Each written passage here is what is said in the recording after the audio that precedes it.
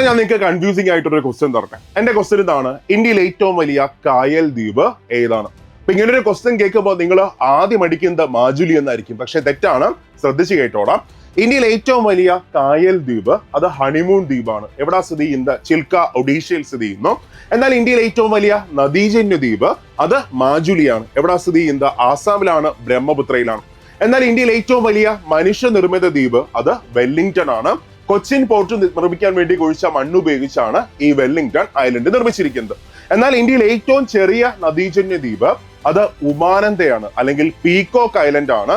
എവിടാ സ്ഥിതി ചെയ്യുന്നത്? ആസാമിലാണ്, ബ്രഹ്മപുത്രയിലാണ്. ഇതിലൊരു ഇൻട്രസ്റ്റിംഗ് ഫാക്ട് എന്താണെന്ന് ചോദിച്ചാൽ, ഇന്ത്യയിലെ ഏറ്റവും വലിയ നദീജന്യ ദ്വീപായ മാജുലിയും ഇന്ത്യയിലെ ഏറ്റവും ചെറിയ നദീജന്യ ദ്വീപായ ഉമാനന്ദയും സ്ഥിതി ചെയ്യുന്നത് ബ്രഹ്മപുത്രയിലാണ്, ആസാമിലാണ്. ഓക്കെ, അപ്പൊ ഇതേപോലെയുള്ള ഇൻട്രസ്റ്റിംഗ് പോയിന്റ്സിനായിട്ട്, ഫാക്ടുകൾക്കായിട്ട് സൂപ്പർ നോട്ട്സിനെ ഫോളോ ചെയ്തോ.